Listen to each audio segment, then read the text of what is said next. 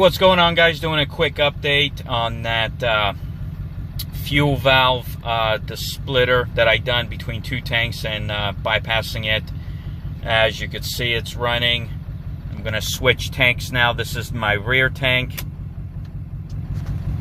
Now my rear tank has a bad sending unit. That's why it goes past the full. So when it gets on the half a tank mark, it means it's empty. But yeah. So everything's still working. Truck is running fine. Had no issues, no sputtering. Didn't miss a beat. Very happy with the mod. I'm gonna do it on my other truck now. And yeah, everything went well.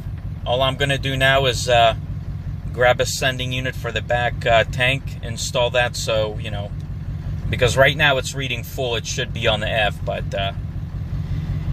just so much shit with this truck.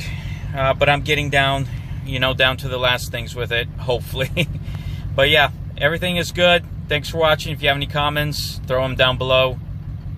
See you next time.